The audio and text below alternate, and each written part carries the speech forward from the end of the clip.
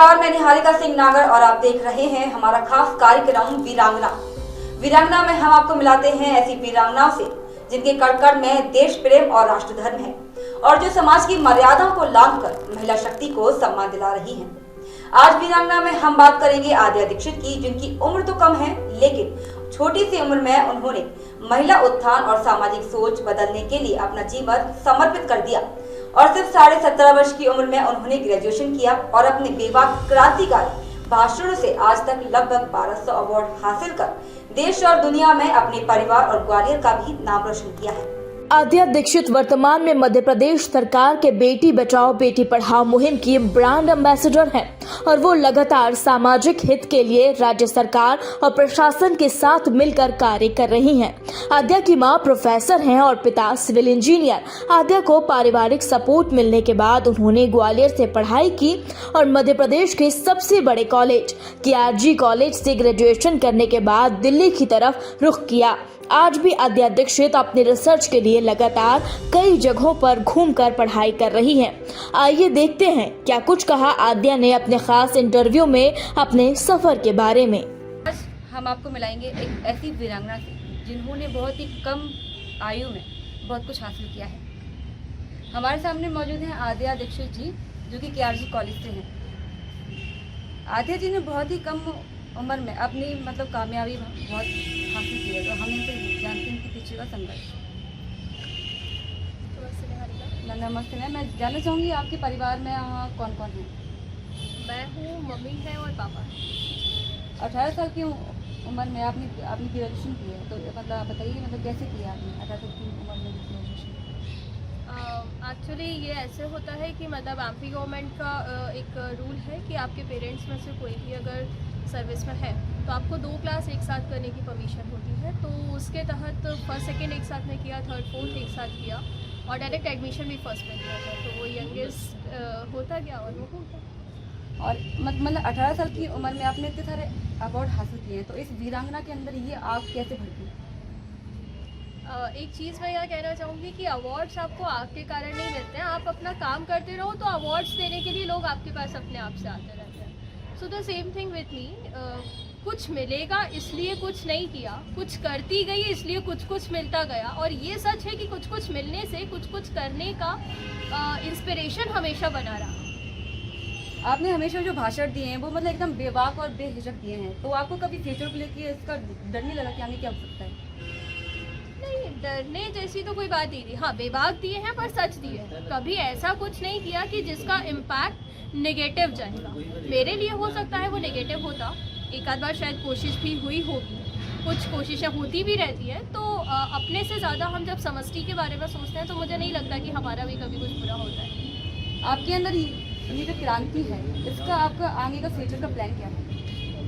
Future plan जैसे अभी तक चल रहे हैं, बस ये है कि ईश्वर हमेशा ऐसे ही रास्तों पर अडिग रखे, कभी भटके नहीं, कभी हिले नहीं। जहाँ हैं जैसे हैं वहाँ अपना बेहतरीन किरदार निभाएं और दूसरों को भी यही कहें कि जैसे हो वैसे बनकर रहो, बिना दिखावे बिना आर्टिफिशियलिटी के समाज में अपना योगदान।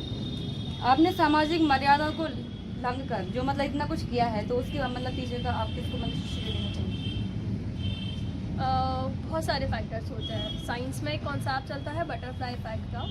वो ऐसे है कि अगर अफ्रीका के किसी कोने पर एक बटरफ्लाई उड़ रही है तो उसका इम्पैक्ट कहीं और पड़ेगा। ऐसे ही हम सबके जीवन में बहुत सारे लोग, बहुत सारी चीज़ें होती हैं जो किसी न किसी हेतु की प्रेरणा बनती है। पर मेजर कंट्रीब्यूशन है वो फैमिली का है, मम्मी का है, जिनसे आपको एक संबल मिला रहता है कि हाँ तुम करो, तुम गलत नहीं हो तो हम तुम्हारे साथ खड़े। आपने अपनी हाई और हायर एजुकेशन कहाँ से प्राप्त की? वो भी बहुत सारी जगह से रही, मेजरली ग्वालियर से ही रही है। स्कूलिंग भी, कॉलेज भी KRG कॉलेज से रहा। उसके बाद फिर मैं दिल्ली निकली तो एक मास्टर्स, डिप्लोमा, ये सारी चीज़ें वहाँ से की। तो ऐसे अलग अलग जगह से। और अभी जो रिसर्च चल रही है उसके लिए तो फिर बहुत सारे जगहों पर घूमना ही पड़ता है।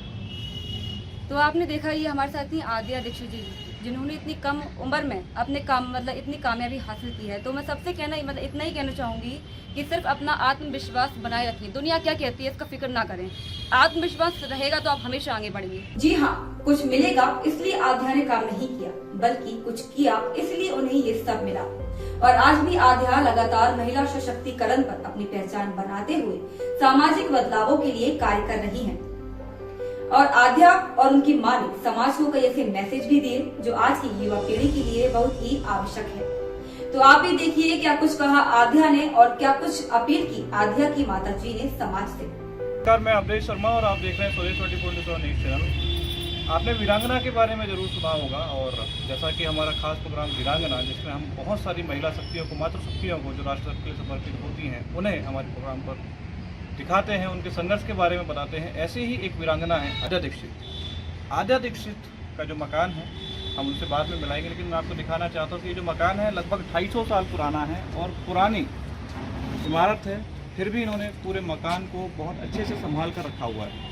आप मेरे पीछे देख सकते हैं, ये मेन हाईवे है जिसे नया बाजार कहा जाता है। पुरानी मंजिल है, पेड़ पौधों से काफ़ी लगाव करती हैं। लगभग 200 से 250 साल पुराने मकान में पुराने पेड़ लगे हुए हैं और आज तक उन्होंने उस पेड़ को काटा नहीं है। बहुत संजो कर रखा हुआ है हर चीज़ को। आध्या दीक्षित की माता जी हमारे साथ हैं, प्रोफेसर हैं। माता जी, आपका स्वागत है। आपको हमें ये बताइए कि आपकी एक बेटी है जी, उसके अलावा कोई बच्चे नहीं हैं। आपके जो पति हैं वो सिविल इंजीनियर हैं और बेटी की परवरिश आपने ऐसे की कि एक एक बच्चे जो होते हैं वो एक क्लास पढ़ते हैं, आपने इनको 2 क्लास पढ़वाया और आज ये 18 साल की उम्र में ग्रेजुएट हैं। नहीं 17 कंप्लीट नहीं था इसका, 16.5 ही था।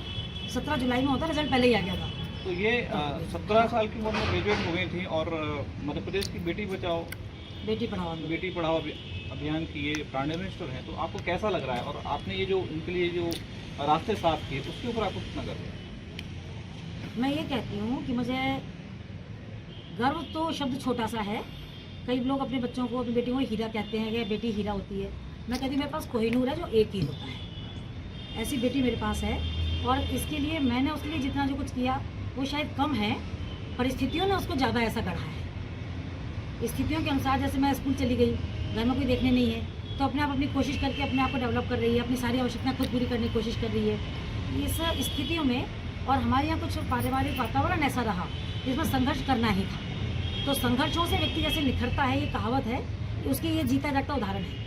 तो आपने देखा कि संघर्ष से शिखर तक एक कहावत जरूर बनी थी, उसके ऊपर इनकी माता जी ने चरितार्थ किया है। हमारे साथ निहारिका सिंह नागर मौजूद हैं जो कि प्रोग्राम होस्ट करती हैं। उन्होंने इनका एक मिनट पहले इंटरव्यू लिया है। निहारिका, आपने आध्या से बात करी, आध्या के जीवन को समझा, आपको कैसा कुछ लगा? और इनके जो जीवन है, जैसे कि पहले इन्होंने बताया कोई संघर्ष नहीं किया, लेकिन माता जी ने इन्हें चरितार्थ किया है कि संघर्ष तो किया है बिटिया ने। बहुत संघर्ष। जब इनकी माता जी स्कूल जाती थी तो उसके बाद में काफ़ी सारी चीज़ें होती इनको फेस करती थी, तो आपको कैसा लगा इनसे बात करके? मुझे इनसे बात करके बहुत अच्छा लगा और मेरा मानना ये है कि अगर हमें कामयाबी चाहिए तो हमें शुरुआत हमारे घर से करनी पड़ती है।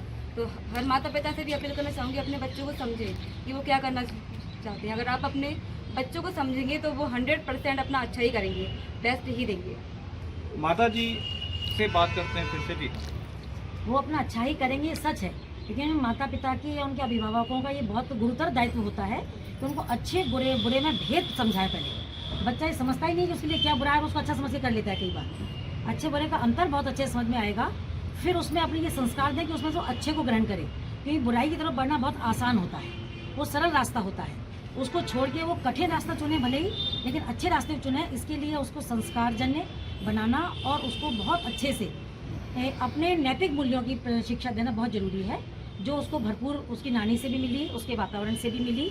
और मैं चूँकि पहले प्रवचन आध्यात्मिक बहुत बोलती थी, तो बहुत शुरू से उसने साहित्य अपने शास्त्रों को सुना है, उनको गुना है और उन पर आचरण करते जब मुझे देखा है तो उस ओर पहल करने में उसने संकोच नहीं किया।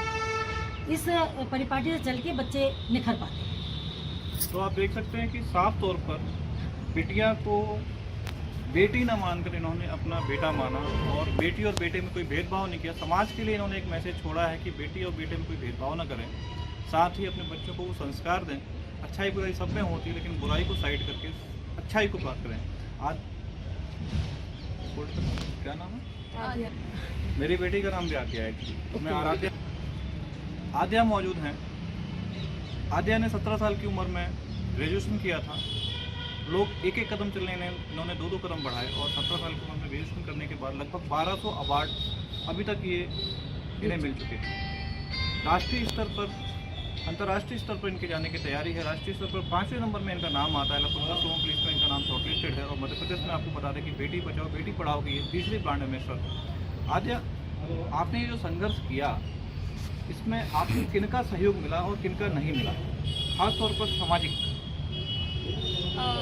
मेरे व्यक्तिगत संघर्ष में कहूँ तो मुझे सबका सहयोग मिला, पर जब मैं किसी और की मदद करने गई या जब किसी और ने मुझसे mदद मांगी तो निश्चित रूप से बहुत सारी चीज़ें ऐसी आई जिन्होंने असहयोग किया, न सिर्फ असहयोग किया बल्कि रुकावटें भी डाली। तो उनमें कुछ ऐसे लोग थे जिन्हें खुद की मदद करने में संकोच होता था, कुछ ऐसे लोग थे जो कर सकते थे पर वो करना नहीं चाहते थे। तो ऐसे बहुत से फैक्टर्स हमारे समाज में घूमते हैं जो स्थितियों में होते हैं पर समायोजन नहीं होते। प्रशासन या यूँ कहें सरकार, ये कितना कुछ आपको सपोर्ट कर रहे हैं आपके सपने को या जो जिम्मेदारी या जो आपने बीड़ा उठाया है उसको पूरा करने में? ये जो अभी हम बात कर रहे थे कि आप द ब्रांड एम्बेसडर ऑफ आपकी हो गए, तो ये जब से टैग मिला तब से निश्चित रूप से काम करने में बहुत सुविधा हुई है कि आप कहीं जाते हो, किसी से बात करते हो तो आपको थोड़ी सी क्या कहना चाहिए कि सहूलियत मिलती है, प्राथमिकता मिलती है। लेकिन इसके साथ एक और बात यह है कि अगर कोई आम व्यक्ति जाता है तो उसको भी उतनी ही मिलनी चाहिए जो नहीं मिलती है। रही बात मुझे कितना सहयोग प्रशासन और सरकार करती है, तो उसमें यह है कि ग्वालियर से तो मुझे पूरा सहयोग मिलता है। कई केस या कई मुद्दे ऐसे होते हैं जहां पर मैं तात्कालिक रूप से परिणाम चाहती हूं और कुछ पूरी प्रक्रियाएं होती हैं जिनसे गुजरना पड़ता है। हाँ, तब थोड़े से मतभेद उत्पन्न होते हैं सरकार और समाज के बीच में। एक आखिरी सवाल है मेरा, आपकी उम्र बहुत कम है लेकिन परिश्रम बहुत ज़्यादा है, मेहनत बहुत ज़्यादा है, 1000 में 10,000% या लाख % कह लें, और 24 घंटे 7 दिन आप लगी हुई हैं सामाजिक सेवा में। ख़ास तौर से मेरा सवाल ये है कि महिला उत्पीड़न को लेकर, क्योंकि आप ब्रांड एम्बेसडर हैं बेटी बचाओ बेटी पढ़ाओ, बिटिया पैदा होती है रोते हुए और अनफॉर्चुनेटली बिटिया का देहांत भी हो जाता है रोते हुए। तो महिला उत्पीड़न और महिला बचाओ, महिला रक्षा के लिए आपकी क्या योजनाएँ हैं, क्या एजेंडा है? एक तो मैं यहाँ थोड़ा सा संशोधन करूँगी कि मैं समाज सेवा के लिए तत्पर रहती हूँ, ऐसा मुझे नहीं लगता। आप सब कहते हैं तो सुनने में अच्छा लगता है पर ऐसा है नहीं। मेरा सिर्फ इतना सा प्रयास रहता है कि मैं जहाँ हूँ मेरे सामने जो है वो सब खुश रहें, जैसी स्थिति में है वहाँ पर अपना बेहतरीन भूमिका निभा सकें। और उसमें लड़का हो, लड़की हो, बच्चे हो, बूढ़े हो, कोई भी हो, अगर उसे कोई समस्या आ रही है और मैं उसका समाधान कर सकती हूँ या उसका एक निमित्त बन सकती हूँ तो मैं प्रस्तुत हूँ। उसमें अगर मेरा समय जा रहा है, ऊर्जा जा रही है तो हाँ, जा तो रही है, पर किसी और का भला हो रहा है तो उतना हम कर सकते हैं अपने समाज के लिए, मानव होने के लिए। आज की डेट में आप पे कितने फोरम चल रहे हैं और कितने आपके मैनेजमेंट को लेकर ग्रुप चल रहे हैं, कितने आपकी योजनाएं हैं? सीधे तौर पर कहा जाए तो आपका मेन प्लान क्या है फ्यूचर के यंग जनरेशन को लेकर टारगेट को पूरा करने के लिए? मुझे इस मामले में जब युवा की बात करते हैं हम हमेशा 2 लोग याद आते हैं, एक तो विवेकानंद, एक अरविंद घोष। दोनों ने लगभग मिलती जुलती सी बातें कही थी कि मुझे मुट्ठी भर युवा चाहिए, अगर वो मुझे मिल जाएंगे तो मैं तस्वीर बदल दूँगा। वो मुट्ठी भर युवा हम आज तक नहीं पैदा कर सके, और युवा होने के नाते मुझे ये लगता है कि कोई बड़ा आकर हमसे कहे या कोई छोटा हमें ज्ञान दे, उससे बेहतर है युवा अगर आपस में कम्युनिकेट करते हैं और वो एक दूसरे को समझते समझाते हैं तो हम बदलाव बेहतरीन तरीके से ला सकते हैं। जितने फोरम से मैं जुड़ी हूँ या जो मेरा खुद का फोरम मैं रन करती हूँ बेबाक युवाओं की मुक्त आवाज़, उसमें कोशिश बस इतनी सी होती है कि आपके भीतर जो चल रहा है समाज में जो स्थितियां हैं उनको लेकर, वैश्विक परिदृश्य जो है उसको लेकर, राजनीतिक, प्रशासनिक, सामाजिक, आर्थिक जितनी जो स्थितियां हो सकती हैं, समस्याएं हो सकती हैं, उनके आपके समाधान क्या है, उनके प्रति आपका नज़रिया क्या है, आपकी सोच क्या है, आपकी खुद की इंस्टिंक्ट्स क्या है, आप उन्हें बाहर निकाल कर फॉलो करना बहुत आसान होता है। फॉलोअर बनना प्राउड की बात हो सकती है कुछ लोगों के लिए और होती भी है, पर ऐसा बनना कि आपको लोग फॉलो करें, एक बार हर इंसान को ऐसी कोशिश करनी चाहिए। अगर देखिए, पहला कदम आज़ादी शीट ने उठा लिया है और मेरी अपील है समाज की समस्त महिलाओं से, समस्त उन महिला शक्तियों से जो अपने अंदर एक आग को लेकर बैठी हैं लेकिन बाहर नहीं निकल पा रही। आप बाहर निकलिए और आप भी दूसरी आज़ादी शीट बनकर दिखाइए और सब सहयोग वीरांगना के जब लिए हम बाहर निकलते हैं। अपने सहयोग विकास गुप्ता के साथ अवधेश शर्मा, स्वदेश 24/7 कॉलेज। आपने देखा कि जिस क्षेत्र में लोग बेटी होने पर काफी दुखी होते हैं, वही आध्या अपने माता पिता की इकलौती संतान है और उनके माता पिता ने उन्हें बहुत ही लाड प्यार से पाला है और उनकी हर इच्छा को पूरा भी किया है। आपसे हमारी भी अपील है कि बेटियां होने पर खुशियां मनाएं और उन्हें शिक्षित कर उनकी हर इच्छा को भी पूरा करें, ताकि समाज में हर बेटी गर्व से अपने देश के लिए समर्पित होकर सिर्फ यही बात कह सके कि सारे जहां से अच्छा हिंदुस्तान हमारा। जल्द हाजिर होंगे एक और वीरांगना के साथ, तब तक के लिए देखते रहें स्वदेश 24/7 न्यूज़ चैनल।